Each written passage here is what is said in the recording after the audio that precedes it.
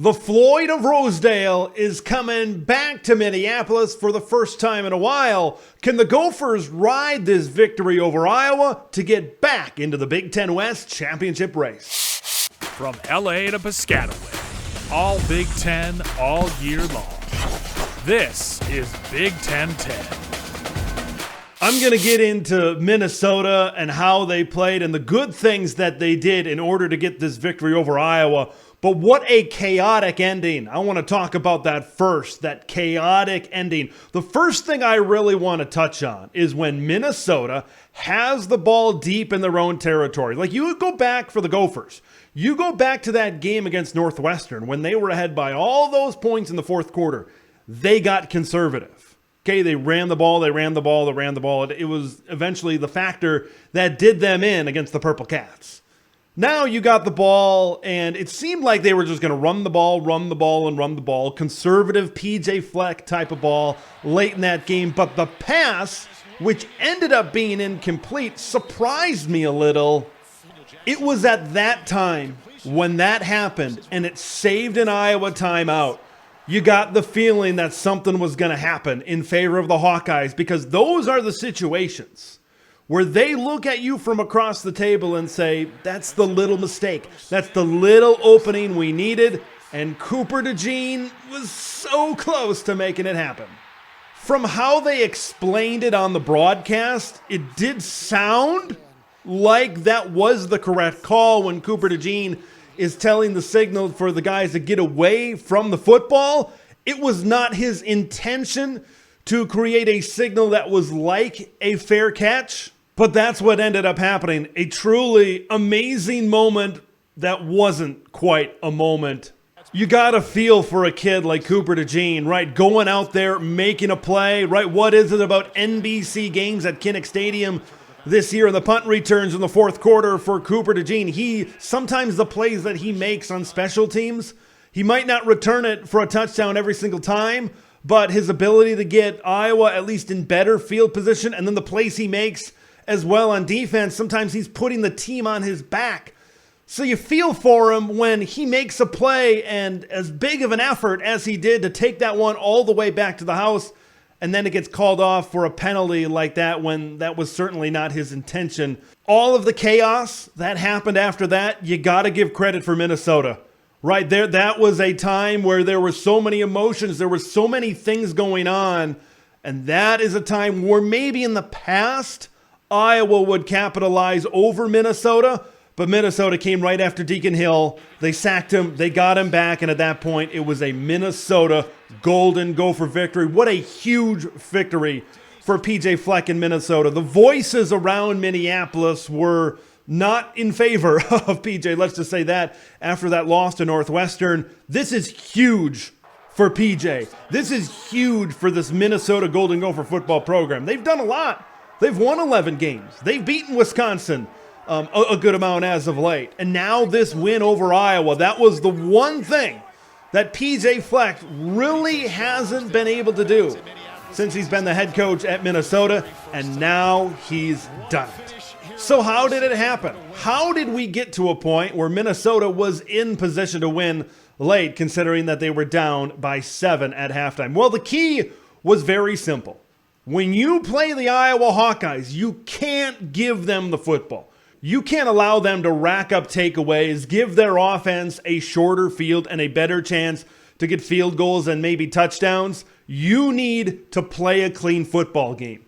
And Minnesota played a clean football game. I feel like as this game was going on, PJ knew, I think, what I said in my preview. You get to 12 points, you get to 13 points, you win the game.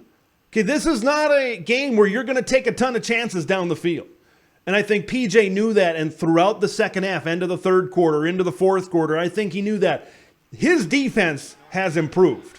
Okay, this defense, I know we're taking on an Iowa offense that's not good, and that's putting it kindly, but this defense came up big in big situations. It's a Joe Rossi defense. At the very least, it's going to be solid. At the very least, it's going to be good. And they came up with big plays when they absolutely needed it. And kind of when you look at the flip side of the turnovers, It's Iowa committing 2 turnovers. At the time, I said, man, when you force turnovers and you get that short field, you got to get into the end zone. But field goals were enough for the Golden Gophers to come out on top in this football game. I think the run game on both sides of the coin for both teams, Iowa and Minnesota, was key as well. Minnesota was doing a pretty solid job running the football. You had Darius Taylor returning. I think that was a really big factor into Minnesota winning this game. But look, it wasn't the greatest day that the Gophers have ever had on the ground, but you had a steady rushing attack throughout this game. But I think the bigger aspect of the run game was on the other side of the ball. Iowa has been running the ball much better these last couple of weeks. And then they get Jazz Patterson back for this game as well. It was very simple. I think maybe Joe Rossi was maybe listening to my preview and says, you got to sell out on the run. If you hold off this run game and put the ball back into the hands of Deacon Hill, you're gonna have a really good shot to beat Iowa a lot of times.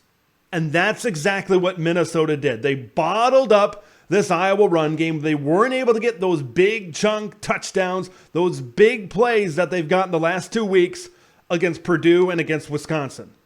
This is the exact type of game that Minnesota needed to play. And you got to give them all the credit in the world for playing this type of game. Now, can they take this momentum forward?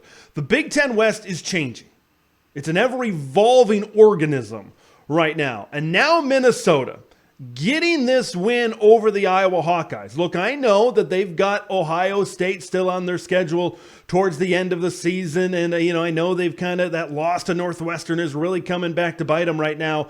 But this is a Minnesota team that's getting healthier, right? Injuries have plagued them a little bit. You get Darius Taylor back. Chris Altman-Bell was actually back for this game. I know they tried to get Cody Lindenberg back for this game, in this game as well. So this is a team that's getting healthier. And I think most importantly, they're getting better on defense.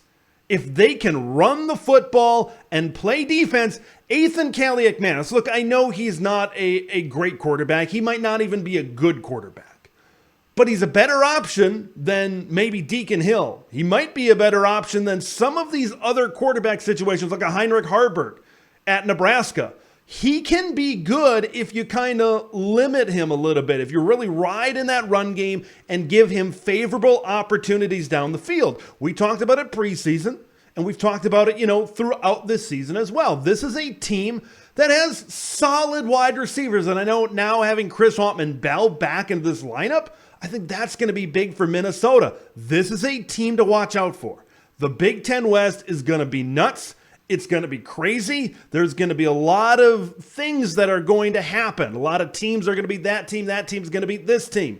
Minnesota's just got to try to keep riding this momentum.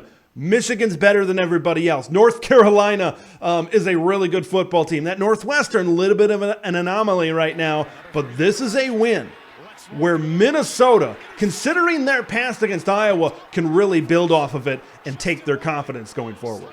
Iowa is Iowa. Like, you're not getting into a situation. I could come out here and say, well, yeah, Iowa's got to be better on offense. Well, thank you, Captain Obvious, but they're not getting better on offense. All right, they're down to their 3rd tight end. They're down to their 4th tight end. And you saw it today. If this Iowa Hawkeyes team cannot run the ball and they don't have that dimension of their offense, they're going to struggle to score much of anything. And that's going to be a big-time problem. There are teams. Now, everybody was talking about 11-1, 11-1. I was talking about 11-1 last week, and that was a realistic possibility. But now after this loss to Minnesota, after this showing, you got to rewind a little bit. And now you got Rutgers on the schedule. Who knows about Northwestern at Wrigley Field? It could be really windy. It could be a weather game over there against the Wildcats. Nebraska, look, I know the Huskers haven't looked great, but neither has Iowa. And you could get a very similar game to what you saw here against the Minnesota Golden Gophers. Going in when I said 11-1, that was one of those things where they could go 11-1 or they could finish 8-4, right? There's a lot of 50-50 games considering what we know and what Iowa looks like right now. It was a fun game for me. It was an entertaining game for me. Regardless of what anybody else says, that's how I feel personally. I want to hear what you guys think of this one. I know you probably got thoughts. Iowa fans, you probably got thoughts on what happened towards the end of this one. Leave those thoughts in the comments below. Gopher fans, you got to be feeling pretty good now at 4-3, just 2 losses right now in the Big Ten. Everybody, leave your thoughts in the comments below about all things Iowa, Minnesota. The Floyd of Rosedale is coming back to Dinkytown. I'm Big Ten Ted. We'll see you in the next one. Thanks for watching Big Ten Ted, where it's all Big Ten all year long. Make sure to like the video to spread the word of Big Ten Ted to the masses, and subscribe to the channel for updates on Big Ten content that drops every day.